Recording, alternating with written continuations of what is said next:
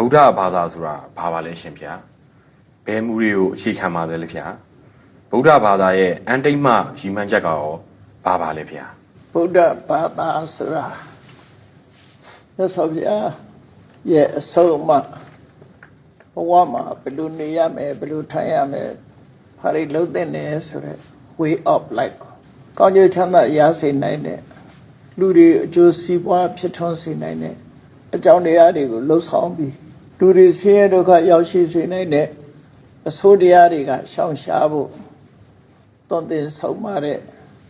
ဘုရားရဲ့အဆုံးအမတွေကိုဗုဒ္ဓဘာသာလို့ဆိုရမှာဖြစ်ပါတယ်။တိရိလင်္ကာနိုင်ငံမှာဗုဒ္ဓဘာသာဆိုတဲ့အသုံးကိုမသုံးဘဲနဲ့ဗုဒ္ဓဂမလို့ထည့်သုံးတာရှိတယ်။ဗုဒ္ဓဂမဆိုတာဗုဒ္ဓရဲ့အာဂမမြတ်စွာဘုရားရဲ့အဆုံးအမတရားတော်တွေလို့ဒီလိုပဲအဓိပ္ပာယ်ရပါတယ်။ခုခေတ်တော့ဘာသာပြန်တဲ့အခါဘာသာဆိုတာ religion ကိုယ်ကစိတ်ကမှုတွေကိုအခြေခံပြီးတော့ဘာသာဆိုတဲ့စကားလုံးကိုသုံးလာကြတာဖြစ်တယ်။မြတ်စွာဘုရားရဲ့အဆုံးအမတွေဆိုတာလိုက်နာကျင့်သုံးရမှာဖြစ်လို့ကိုယ်ကစိတ်ကမှုဆိုတဲ့ဟာကတွဲဖက်ပြီးတော့ပါလာတဲ့အရာတွေသာဖြစ်တယ်ပေါ့မှန်ပါဗျာအဓိကကဘုရားဘာသာဆိုတာမြတ်စွာဘုရားရဲ့အဆုံးအမသွန်သင်ပြသတဲ့စကားတွေပဲဖြစ်တယ်ဒါပြင်မြတ်စွာဘုရားကဘာတွေဆုံးမတော့ဆိုတော့ကိုကျင့်သီလကောင်းမှုနဲ့လူချင်းအကျဉ်းတရားထားဖို့ရှင်ထဲမှာရှိတဲ့လူတွေရဲ့စိတ်နှလုံးကိုပူပန်စေတတ်တဲ့ကိလေသာတရားတွေကိုလျှော့နှဲအောင်လျှော့ချနောက်ဆုံးမှာအပြည့်တိုင်ဖြည့်ရှင်းပြီးဆဲတော့ကလွတ်မြောက်ဖို့ဆိုတာကိုမြတ်စွာဘုရားဟောခဲ့တာဖြစ်တယ်။အကျဉ်းချုပ်ပြောရမယ်ဆိုရင်ဘုရားရဲ့အဆုံးအမစကားတွေကိုပိဋကတ်30နိကေ9ပြဓမ္မခန္ဓာပေါင်း8400မှာဒီမှတ်တမ်းတင်ထားတာအဲ့ဒီမှတ်တမ်းတင်ထားတဲ့မြတ်စွာဘုရားရဲ့အဆုံးအမတွေအားလုံးကိုဗုဒ္ဓဘာသာဗုဒ္ဓရဲ့ဆုံးမသွန်သင်ချက်များလို့ဒီလိုအတိပ္ပယ်ကိုယူရမှာဖြစ်တယ်ပေါ့နော်အဲ့ဒီဗုဒ္ဓရဲ့သွန်သင်ဆုံးမချက်တွေကိုလိုက်နာတဲ့ပုဂ္ဂိုလ်တွေကြတော့ဗုဒ္ဓဘာသာဝင်လို့ခေါ်ကြတယ်မှန်ပါဗျာအလားတူပြန်တဲ့ religion ဆိုတဲ့အင်္ဂလိပ်ဘာသာစကားကရှုံကြည်မှုနဲ့ကိုးကွယ်မှုကိုခြေခံပြီးတော့ပြောတဲ့စကားမှန်ပါဗျာဒီမှာတော့အဲ့လိုယုံကြည်မှုနဲ့ကိုးကွယ်မှုကိုခြေခံတာမဟုတ်ပဲနဲ့လက်တွေ့ကျင့်သုံးမှုကိုဆိုလိုတာဖြစ်လို့အချင်းချင်းမှတ်ရမှာတော့ဘုရားဘာသာဆိုတော့မြတ်စွာဘုရားရဲ့အဆုံးအမတရားတော်များပဲဖြစ်တယ်သူ့ရဲ့အန်တိတ်မှရည်မှန်းချက်ကရောဘာများဖြစ်မလဲဘယ်မူတွေကိုခြေခံတယ်ဆိုတာလေးကိုပြောအောင်နော်မှန်ပါဗျာမူလို့ဆိုတာတဲ့ဘုရားဘာသာဖြစ်ဖို့အဓိကအကြောင်းတရားကတော့ကမ္မတက္ကတာသမ္မာဒိဋ္ဌိလို့ပါဠိမှာဆိုတာအဲ့ဒီကမ္မတက္ကတာသမ္မာဒိဋ္ဌိဆိုတာကိုလှုပ်တာကိုနဲ့သက်ဆိုင်တယ်လို့ခံယူချက်ကိုအခြေခံတယ်မှန်ပါဗျာမလို့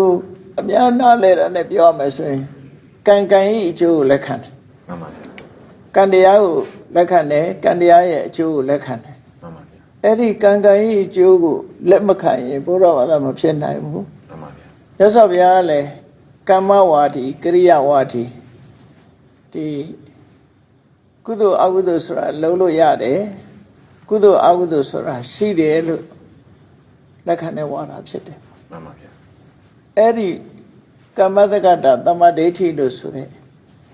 ကိုလှုပ်တာကိုရတယ်ဆိုတဲ့ကမ္မဝါဒကရိယာဝါဒကိုအခြေခံတာပဲဖြစ်တယ်ပေါ့မှန်ပါဗျာအဲ့ဒါကိုအခြေခံပြီးတော့မြတ်စွာဘုရားကချင်းစင်တွေကိုသတ်မှတ်ထားတယ်သီလသမာဓိပညာဆိုအဓိကကိုကျင့်တရားကောင်းမှုကနံပါတ်1မှန်ပါဗျာကိုကျင့်တရားကောင်းပြီးတဲ့အခါစိတ်ဓာတ်ငြိမ်သက်အောင်လေ့ကျင့်တာနဲ့ထိုငြိမ်သက်မှုကြောင့်ရရှိလာတဲ့အသိပညာမှန်ပါဗျာအဲ့ဒါတွေကဘုရားဘာသာရဲ့အချမ်းမြင်ကျင့်စိတ်တစ်ခုလို့ပြောရမှာဖြစ်တယ်မှန်ပါဗျာဘုရားဘာသာရဲ့အတ္တိမရည်မှန်းချက်ကပါလေလို့ဆိုတာကြတော့ဆင်းရဲဒုက္ခအလုံးအဆုံးသတ်ရေးပဲဖြစ်တယ်မှန်ပါဗျာလူတွေတွေ့ကြုံနေရတဲ့ဆင်းရဲဒုက္ခဆိုတာမျိုးမျိုးရှိတယ်မှန်ပါဗျာအလုံးမရှောင်လွဲနိုင်တဲ့ဆင်းရဲဒုက္ခကတော့ဘာလို့ဆိုရင်ဒုက္ခရလာပြီးရင်တဖြည်းဖြည်းအိုမင်းလာခြင်းနောက်ဆုံးမှာသိဆုံးရခြင်းဆိုတာဒါအကြီးမားဆုံးဆင်းရဲဒုက္ခလို့ပြောမှာပဲဖြစ်တယ်မှန်ပါဗျာဒီကြားထဲမှာဆုံးရှုံးနေတာမှုတွေကြုံရလို့တောကဖြစ်ရတာတို့ငိုရတာတို့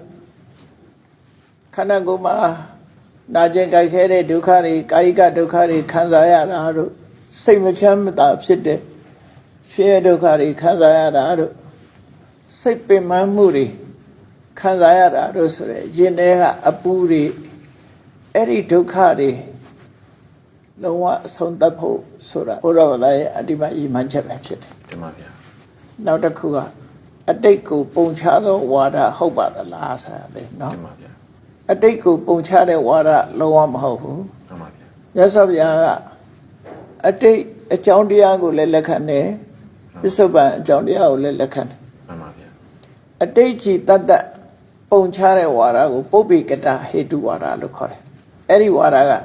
ဘုရားလက်မခံတဲ့ဝါဒပဲ တင်ပါဗျာ အရာရာဟာအတိတ်ကလောက်ခဲ့လို့ဆိုတဲ့ဟာမျိုးလုံးဝလက်မခံ တင်ပါဗျာ ပစ္စုပန်လောလောလတ်လတ်ဖြစ်ပေါ်နေတဲ့အကြောင်းတရားကိုလည်းထည့်သွင်းစဉ်းစားတယ် တင်ပါဗျာ အဲ့တော့အတိတ်ကအကြောင်းတရားပဲဖြစ်စီပစ္စုပန်အကြောင်းတရားပဲဖြစ်စီအဲ့ဒီသက်ဆိုင်ရာအကြောင်းတရား